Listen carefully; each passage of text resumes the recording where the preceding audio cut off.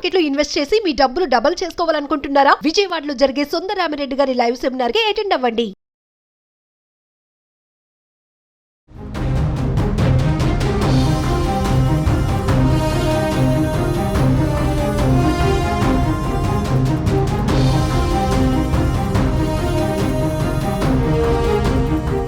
నమస్తే, welcome back to our channel. ప్రస్తుతం మనతో పాటు ఉన్నారు మేనేజ్మెంట్ కన్సల్టెంట్ సంపత్ సముద్రాల గారు. సార్తో మాట్లాడదాం. నమస్తే సార్. సార్, మరి మనం చాలా రోజుల నుంచి వీడియోస్ చేస్తున్నాం. Trump H1B visa, birth right citizenship అని చెప్పేసి. మరి ట్రంప్ వచ్చేసారు. మరి చాలా నిర్ణయాలు తీసుకున్నారు. మరి ట్రంప్ రావడమే బిగ్ షాక్ ఇండియన్స్కి అని చెప్పేసి మన ఆర్టికల్స్ చూస్తున్నాం, న్యూస్లో చూస్తున్నాం. కొంతమంది అయితే భయపడుతున్నారు, అది వాస్తవమే. మరి చూసుకుంటే H1B వీసా మనం చాలా వీడియోస్ చేసాం. ఇప్పుడు H1B వీసాలో వచ్చినటువంటి మార్పులు ఏంటి? మరి ట్రంప్ ఫస్ట్ టైం స్పందించారంటారా H1B వీసా పైన అంటే అని చెప్తారు సార్? అమ్మా, స్పెసిఫిక్గా మీరు చూసినట్టయితే, మీరు ఇంతకుముందు కూడా నన్ను అడిగారు H1B వీసాలు ఎలా మారుతూ ఉన్నాయి, ఈ గ్రీన్ కార్డులు ఇచ్చేస్తారా, ఏం చేస్తారు అని. అంటే మనం కంగారు పడొద్దమ్మా, will wait and see, let Trump take over position and then we will అని అన్నాం. ఎందుకనంటే ప్రెసిడెంట్ ఎలెక్ట్ పొజిషన్గా ఆయన గత 2 నెలలుగా ఉన్నాడు. ఈ ప్రెసిడెంట్ ఎలెక్ట్గా ఉండి అతను మాట్లాడిన మాటలకి తర్వాత ఇప్పుడు ప్రమాణ స్వీకారం చేసిన తర్వాత ఇచ్చిన ఎగ్జిక్యూటివ్ ఆర్డర్స్కి పొంతన లేదు, అవునా? సో మన తెలుగులో సామెత ఉంది, తాగే ముందు మాట్లాడడం, తాగిన తర్వాత మాట్లాడడం అని అంటారు కదా. అలా ట్రంప్ గారి మాటల్ని మనం ఏది కూడా అంత తొందరగా నమ్మడానికి కానీ, గ్యారంటీగా తీసుకోవడానికి కానీ, భయపడడానికి కానీ అవకాశం లేదు. ఇప్పుడు మీరు ముఖ్యంగా మన వాళ్ళకు వచ్చినప్పుడు H1B వీసా గురించి ఏదైతే మాట్లాడుతున్నారో, ఆయన H1B వీసా గురించి ఏం స్పెసిఫిక్గా రెగ్యులేషన్స్ ఇప్పుడు తీసుకురాలేదు. ఈ పాస్ చేసిన 200 ఎగ్జిక్యూటివ్ ఆర్డర్స్లో కూడా ఎక్కడ కూడా ఆయన H1B వీసా గురించి మాట్లాడలేదు. ఏమన్నాడు ఆయన అని అంటే, ఆయన ఫస్ట్ ముందు నుంచి కూడా ట్రంప్ కొన్న ఒక పాయింట్ ఏంటంటే America first, and then buy American and hire Americans అనే కాన్సెప్ట్లో ఆయన ముందు నుంచి కూడా ఉన్నాడు. ఇప్పుడు మరి మనం కూడా అంటాం కదా, మేడ్ ఇన్ ఇండియా అని మనం అంటామా అనమా? అలా ఆయన అమెరికాలోని ప్రోడక్ట్స్ కావాలి, అమెరికా వ్యాపారం పెరగాలి, అమెరికన్స్కి కావాలి అనడంలో తప్పేమీ లేదు. And we should not find anything wrong and it is not against any one is point number 1. Point number 2, H1B visa గురించి ఏమైనా మాట్లాడారా అంటే లేదు. కానీ ఆయన ఇప్పుడు ఎట్లయితే అని అన్నారో, preserving the meaning and respect of US citizenship, దానికున్న విలువ, దానికున్న ఇది ఉండాలి. కాబట్టి ఈ US సిటిజన్షిప్ విలువ పోకూడదు అని అంటే జన్మతః వచ్చే సిటిజన్షిప్కి అవకాశం ఉండకూడదు. అందుకని నేను జన్మతః వచ్చే అధికారం ఏదైతే ఉందో దాన్ని తీసేస్తున్నాను. ఇది మీరు సింపుల్గా తీసుకున్నట్టయితే బర్త్ రైట్ సిటిజన్షిప్ అని ఏదైతే ఉందో దాన్ని ఆయన ఇవ్వనన్నాడు. ఎందుకని అంటే మనం కూడా అంటే ఇప్పుడు మనము బంగ్లాదేశీలు కానీ, చైనీలు కానీ, రిహాంగోలు కానీ వస్తూ ఉన్నారు అని అంటే మనం కూడా మొత్తుకోమా అవునా కదా. మరి సో ఇది లాజికలే, అందులో తప్పేం లేదు, అందులో కంగారు పడాల్సింది ఏమీ లేదు. అయితే మన పిల్లలందరూ చాలామంది అక్కడ వెళ్ళి సెటిల్ అయి ఉన్నారు, మనందరూ అక్కడికి వెళ్ళి ఉండాలని అనుకుంటున్నారు. తర్వాత ఈ H1B అని అన్నప్పుడు these are all what you call temporary stay visas. ఎన్ని రోజులు ఉద్యోగం ఉందో అన్ని రోజుల కోసం అని అలౌ చేసిన వీసాసే. కాబట్టి మనవాడు పోవడం టెంపరీగా వెళ్తున్నప్పుడు కూడా ఒక్కసారి వాడు ఫ్లైట్ ఎక్కుతున్నాడు అని అంటే నేను అక్కడ సిటిజన్ అవ్వడానికి వెళ్తున్నాను అన్న మైండ్ సెట్తో వెళ్తున్నారు, అనే ఉద్దేశంతో రావట్లేదు. కానీ వాడు ప్రామిస్ చేయట్లేదు, వాడు ఇచ్చినప్పుడే నీకు ఇది టెంపరీ వీసా, నువ్వు పని అయిపోగానే వెళ్ళిపోవాలి అనే ఇస్తున్నాడు, అవునా? అలా ఎప్పుడైతే వీసా టెంపరీ వీసా అని ఇస్తున్నాడో వాడికి అక్కడ ఏమైంది, వీడు టెంపరీ వీసా అని వెళ్తాడు. పిల్లాడు పుట్టగానే పిల్లాడు pillow what ever the baby arrival of the baby will have the citizenship of US. అవునా? ఇప్పుడు నేను పిల్లల్ని చూసుకోవాలంటాడు. అవునా? ఉండాలి మస్ట్గా.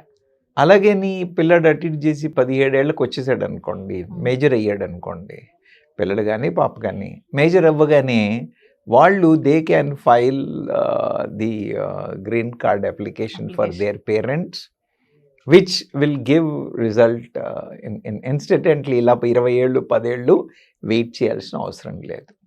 సో ఇది ఒక రూట్ లాగా అయిపోతుంది కదా, అవునా కదా? అది వాళ్ళ ఉద్దేశం. అందుకని he has put in this. దీనివల్ల H1B వాళ్ళకి ఇంపాక్ట్ పడుతుందా అంటే ఖచ్చితంగా ఇంపాక్ట్ పడుతుందనే చెప్పాలి. ఖచ్చితంగా ఇంపాక్ట్ పడుతుందనే చెప్పాలి. అండ్ కానీ ఇది ఇట్ ఈజ్ ఇన్నెవిటబుల్ అమ్మ, ఇట్ ఈజ్ ఇన్నెవిటబుల్. కానీ ఏంటంటే లీగల్ స్టాండ్ ఉందా అని అంటే డౌట్ఫుల్లే అంటున్నారు లీగల్ ఎక్స్పర్ట్స్. లీగల్ ఎక్స్పర్ట్స్ అయితే దీన్ని డౌట్ఫుల్లే అంటున్నారు. ఎందుకనంటే వే బ్యాక్ వాళ్ళు ఎప్పుడైతే 14వ అమెండ్మెంట్ టు ది కాన్స్టిట్యూషన్ అని తీసుకొచ్చారో అప్పుడు వాళ్ళకి జనాభా కావాలి కాబట్టి వాళ్ళు అప్పుడు సిటిజన్షిప్ ఇచ్చేసారు అందరికీ బై బర్త్. అంటే ట్రంప్ చెప్పడము మేము మా దేశంలో ఒక్క దేశంలోనే బై బర్త్ ఉంది అందుకని నేను తీసేస్తున్నాను అంటున్నాడు. అది సరి అయిన మాట కాదు. ఇంకో 25 కంటే ఎక్కువ దేశాలు కూడా దే హ్యావ్ మన చుట్టుపక్కల ఉన్న నేపాల్ లాంటి దేశాల్లో కూడా బై బర్త్ సిటిజన్షిప్ ఇచ్చే వెసులుబాటు అనేది ఉంది. కాబట్టి ఇది ఒక్క అమెరికాలోనే ఉందేం కాదు, వాళ్ళే చేసింది ఏం కాదు. కాబట్టి ట్రంప్ గారు చెప్తుంది అదో అబద్ధపు మాట, అంటే అబద్ధపు మాటే అని కాదు, ఎర్రరే అనుకోండి, ఊహ ఇదని అనుకోండి. So that is the kind of communication. So మీరు H1B పరంగా అడిగినట్టయితే ఇంపాక్ట్ ఉంటుందా అంటే ఖచ్చితంగా ఉంటుందని చెప్పాలి. అంటే సార్ ఇప్పుడు ఈ H1B వీసా ద్వారానే అమెరికా యొక్క ఆర్థికాభివృద్ధి కూడా డెవలప్ అవుతుంది. మరి నేను ఇప్పుడు టాలెంట్ ఉన్న వాళ్ళని, స్కిల్స్ ఉన్న వాళ్ళనే నాకు కావాలి, వాళ్ళకే నేను ఎంట్రీ ఇస్తానని ట్రంప్ చెప్తున్నారు సార్. దీన్ని అంతా ఎలా చూడొచ్చు అంటారు? ఖచ్చితంగా అంతే కదమ్మా. ఇప్పుడు మీరు చూసినట్టయితే అసలు ఇప్పుడు నేనేం చెప్పాను మీకు, అమెండ్మెంట్ 14 టు ద కాన్స్టిట్యూషన్ వాళ్ళకి జనాభా కావాలి కాబట్టి బర్త్ రైట్ సిటిజన్షిప్ ఇచ్చారు కాన్స్టిట్యూషన్ అమెండ్మెంట్ అని చెప్పాను. అప్పుడు వాళ్ళకి ఏం కావాల్సింది? జనాభా కావాల్సింది. ఇప్పుడు ఇవాళ పరిస్థితుల్లో మీరు చూసినట్టయితే వాళ్ళకి ఏం కావాలి? వ్యాపారాన్ని అభివృద్ధి చేసేవాళ్ళు కావాలి, టెక్నాలజీ పరంగా కెపాసిటీ ఉన్నవాళ్ళు కావాలి. మీరు మరీ విని ఉంటారు వేరే స్పీచ్లో కానీ డిస్కషన్లో కానీ ట్రంప్ అంటున్న మాట ఒకటే, నాకు మేధావులు కావాలి, నాకు టెక్నాలజీ ఉన్నవాళ్ళు కావాలి, నాకు చాలా స్కిల్డ్ ఉన్నవాళ్ళు కావాలి అని చెప్తున్నాడా లేదా? I want smart guys, I want intelligent guys, I want knowledgeable guys అని అంటున్నాడా లేదా? ఎందుకని అని అంటే మీరు అక్కడికి వెళ్ళి చూస్తే సీనియర్ మోస్ట్ డాక్టర్స్ ఇండియన్స్ ఉన్నారు, senior most business men Indians ఉన్నారు. ఇండియన్స్ అనే కాదు, ఇంటర్నేషనల్గా చైనీస్ కానివ్వండి, ఇండియన్సే కానివ్వండి, ఒక్క అమెరికన్లే కాకుండా విదేశీయులు చాలామంది కూడా, అందులో భారతదేశం వాళ్ళు చాలా ఎక్కువ ఉన్నారనే మాట. వీళ్ళందరూ they are part of what you call their economy. వాళ్ళ ఎకానమీ కాంట్రిబ్యూట్ చేస్తున్నారు, కంపెనీలు ఫ్లోట్ చేస్తున్నారు. ఉన్న కంపెనీలని అవునా, మీరు FMCGలోకి వెళ్తే ఇందిరా నూయి అవునా. సో టెక్నాలజీ అనే కాదు, వ్యాపార పరంగా చూసినా కూడా అవునా, ఇలాంటి వాళ్ళందరూ అక్కడికి వెళ్ళి they are contributing to it. అవునా, 2 IT జైంట్ల CEOలు ఇండియన్లు. అవును, this itself clearly shows it is a brain drain to India. అవునా కదా, భారతదేశానికి బ్రెయిన్ డ్రెయిన్, వాళ్ళకి it's an asset which is coming into it. కాబట్టి ఇది వ్యాపార పరంగా వాళ్ళ వ్యాపారం వృద్ధి చెందుతుందా, వాళ్ళ ఎకానమీ వృద్ధి చెందుతుందా అంటే మన వాళ్ళు వెళ్ళడం చేత ఖచ్చితంగా వృద్ధి చెందుతుంది. కాబట్టే మన వాళ్ళని ఇన్వైట్ చేస్తున్నారు. అయితే ఏంటి అంటే వాళ్ళ కన్సర్న్ ఏంటంటే అక్కడ సంపాదించిన డబ్బులు ఇండియాకు పంపించేస్తున్నారు, money is going to India అని ఒక sect, 1 sect is talking about it. కానీ yes, the Indians or any other youngsters going from any other country, they're all going and contributing to, especially legal immigrants ఎవరైతే వెళ్తున్నారో, they're all contributing to knowledge, not contributing to economy, contributing to development of the country. So finally sir ఇలాంటి నిర్ణయాలతో మన ఇండియాకి ఎంతవరకు safe అంటారు? నువ్వు ఇండియాకి ఏం నష్టం లేదమ్మా, ఇండియాకి ఏం నష్టం లేదు. ఎందుకని అని అంటే, ఇప్పుడు మనకి ఉన్న తెలివిగల పిల్లలు ఇక్కడ కాకుండా అక్కడ ఆపర్చునిటీస్ వెతికి వెళ్తున్నారు. మన దగ్గర జనాభా ఎక్కువ, ఎస్ అవునా? అందుకని మనకు ఆపర్చునిటీస్ తక్కువ అనుకుని ఆపర్చునిటీస్ వెతుకొని అక్కడికి వెళ్తున్నారు, అవునా?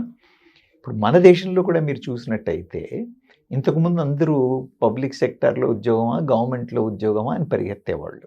ఇప్పుడేం లేదుగా. ఇప్పుడు అందరూ ఎంటర్ప్రీనర్స్ అవ్వడానికి ట్రై చేస్తున్నారు, ఇన్నోవేషన్స్ అవ్వడానికి ట్రై చేస్తున్నారు, అవునా? స్టార్టప్స్ చేయడానికి తయారు చేస్తున్నారు, అవునా కదా? మన వాళ్ళు వెళ్లకుండా ఉంటే ఇక్కడే స్టార్టప్లు రెడీ అవుతాయి, మన వాళ్ళు వెళ్లకుండా ఉంటే ఇక్కడే స్టార్ట్ అవుతాయి.